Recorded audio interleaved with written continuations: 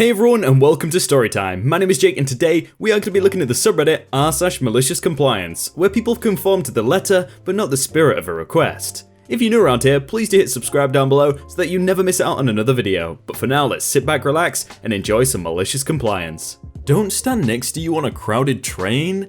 Okay. This malicious compliance just happened. I live in London where the underground is pretty busy during rush hour. But especially so today because the train that was due had been held at the previous station. So by the time it reached the station I was in, it was sardines in every carriage. I stepped into a carriage near the door and stood next to a guy who was standing by the door. At least 2 layers of people pushed in past me, such that I didn't even need to hold on to anything, apart from my backpack, which I removed and held in front of me by its straps, because people who don't remove their backpacks on a crowded train are the absolute worst. However, due to being squeezed so tightly, my elbow kept being pushed lightly into the guy's side every time the train braked. And I had nowhere to move because we were all crammed so tightly. Before I could look at him and apologize, he rudely shoved his arm really hard away from him. The train braked again, and he repeated his shoving, so the conversation went like this: "Can you please not do that?" Him, with barely suppressed rage: "Well, you keep elbowing me in the side." I don't intend to, but I am holding my bag and am being pushed. Where do you expect me to move? "Well, every time you elbow me, I'm going to shove you away. Don't stand next to me if you don't want this to happen." Do you honestly think I want to stand next to you? We are all trying to take this train somewhere, it's not just you. We are all being squeezed and crushed here. He rolls his eyes. So I decided to comply with his request to not stand next to him. At the next stop, I shifted and made space to allow any new incoming passengers to stand next to him. A big guy with a duffel bag took my place and stood next to him, and I could see the guy being bumped and elbowed again. I caught his eye as he glared at me, and I smiled back sweetly at him. The next stop was a woman with a boxy handbag with sharp corners. Even better. For the next 7 stops, I made sure to subtly move such that any newcomer would stand next to him, and he never got a moment without being shoved by more and more passengers and their luggage and limbs. And I kept smiling at him every time he looked at me, and he kept glaring at me for complying with his request. I feel like this story is like really British. I don't know if you do the same in America or wherever in the world, but it's just the petty revenge that all the Brits do. Loud car? Runs fine? We're not fixing it. I remembered this story the other day and realized it would fit in as a family-related malicious compliance. Here it goes. Back in my senior year of high school, I was able to drive to school most days by borrowing my dad's car. At one point in time, something happened to the exhaust which made it super loud and obnoxious. The type of loud exhaust any car-obsessed high school boy would want, right? And for free with no mods, the best kind. Not me. I've always been more about sound systems and focused on upgrading that. The exhaust was so loud that I had to turn up my music louder than normal and would have to yell at people in the car while talking. It wasn't that enjoyable. The damage occurred when one of my parents was driving one day. We all knew of it, and surprisingly, I was the one who was the most adamant about wanting it fixed. I was focused on being practical and enjoying myself driving the car. My stepmom, on the other hand, was all focused on money. Her logic: if the car ran fine, there was no point in spending money to fix this problem. We even got into an argument one night about it, which ended with her saying the exhaust will not be fixed, even though I'm a teenager and probably think it's really cool. What? Me? The one who's been complaining about it for 2 weeks? Still not sure how she thought that, but all good. Stepmom has spoken. The exhaust will not be fixed. I'll comply, drive the car as normal, and stop complaining about it. Now in comes my morning routine. I'd wake up super early for school, shower, prepare myself, pull the car out of the garage and let it warm up for a few minutes while I scarfed down something quick in the kitchen. Then I'd leave for the day. I did this every single day, even when the car's exhaust was super loud. One day, my stepmom had reached her limit. While eating my breakfast in the kitchen, I heard a faint "OP" and turned around to see her about a quarter awake and visibly angry. Shocked, I jumped and told her not to sneak up on me like that. We had a conversation similar enough to this. "OP, you can't have the car on so loud in the morning." I can't control how loud it is, I'm just warming it up. But so early in the morning. Yes, this is the time I leave for school. It's too late to take the bus now. But you can't do it this early every single morning. So you want me to be late for school. If I leave any later than now, I'll be late. You do it right outside of the house. Because it will be louder if I keep the car in the garage. You said that we can't fix the exhaust, I can't control how loud it is, and I'm going to be late for school. Okay, fine. She gave up, I left, and I don't remember the conversation we all had later on. All I know is within a day or two, my dad told me to schedule an appointment with a muffler shop to get the exhaust fixed. We got it resolved for a pretty reasonable price.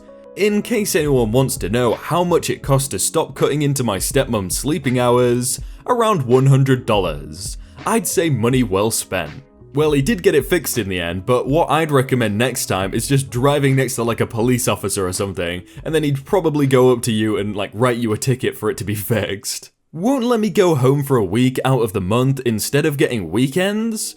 Okay, enjoy my expense reports. I work for a company that specializes in railroad maintenance, construction, and solutions. Naturally, I travel for work a considerable distance. Currently, I stay in a hotel 1,000 miles away from house, an 18-hour drive, 20 if there's traffic, and work a 5-2 schedule. Now, my agreement initially with said company was that instead of getting to go home every weekend like everyone else, they all live within 6 hours away, I get to go home 1 week out of the month, sometimes 1 week out of 2 months.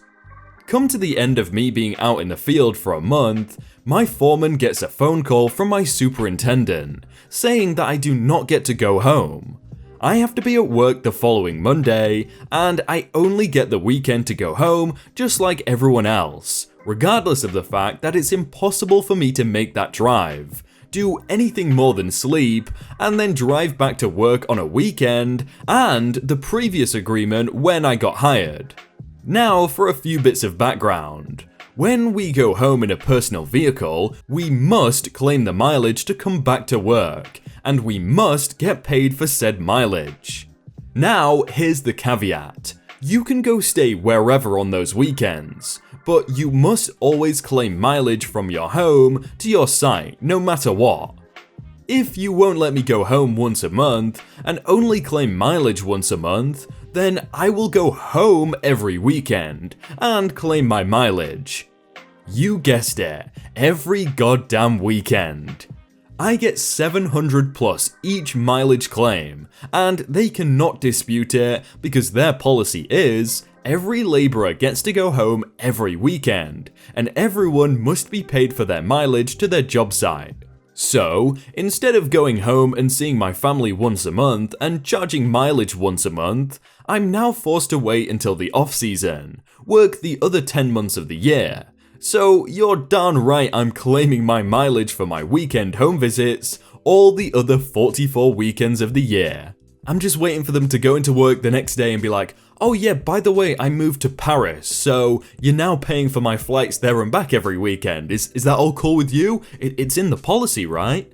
You are not allowed to drive that car.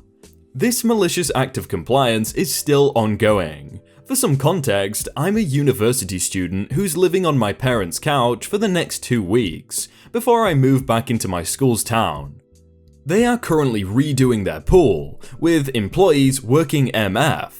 I pay my own rent at a room near my university, so I signed up for a clinical trial to take off the added burden of paying for my expensive medicine while getting some grocery money at the same time. I had an appointment early this morning for the trial, and I told my mum about it last night. She immediately disapproved, stating that she didn't want me to be a guinea pig for money. So, she woke up before me and took my car out so I couldn't drive it. The only other car in the driveway is her big truck, which I'm uncomfortable driving, but will if I have to. So, I called her and told her that because she took my car, I'll be driving her truck to the appointment instead. She of course flipped her lid and screamed at me about being a sellout. Y'all, I'm just trying to get some grocery money here. My mum also made it clear that she has her own plans and won't be back with my car until later today. She then ended the call saying that I am, in no circumstances, allowed to drive her car. Fine, whatever. I rescheduled my appointment and went back to the couch to try to sleep.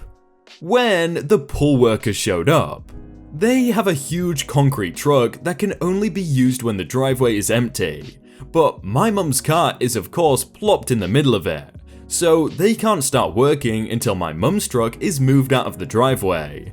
And with no one else home, this means that I'm the only one who can do it.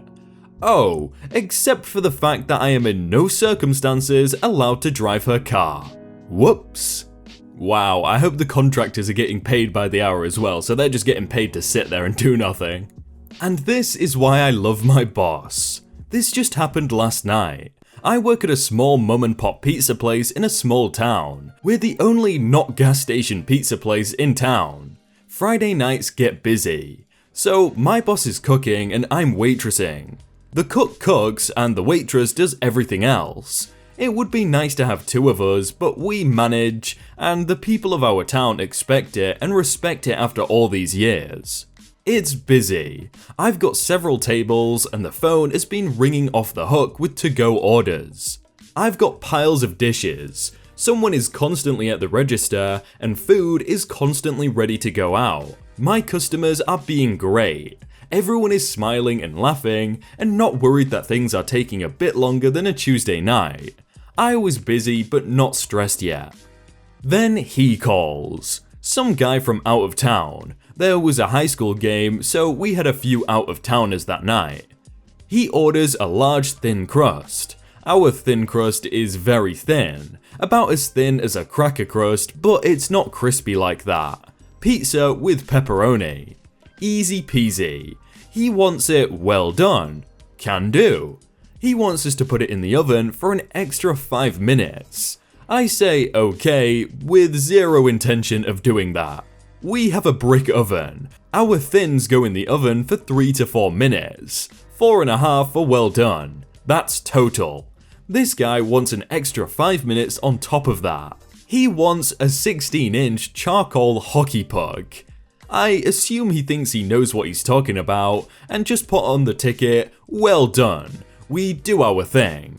His pizza looks beautiful. He comes to pick it up and before paying he opens the box to inspect his pizza. This is normal and I'm not worried. I asked for my pizza well done. This is how we make our pizzas well done. Any more than this and your pizza will burn. I'm not paying for this. I'm not eating this. I want a new one and I want it how I ordered. Put it in for 5 more minutes. At this point, my boss taps me on the shoulder and tells me to take over the cooking while he handles the customer. Our kitchen abuts the register counter. I'm literally making pizza 5 feet away from the interaction, so I get to hear the whole thing. My boss tries to tell the guy how long we usually cook the pizzas, what's going to happen to his pizza, etc, etc. Customer is having none of it. He wants his pizza cooked the normal time, plus an additional 5 minutes. After a few minutes, I can tell my boss has had enough of this guy.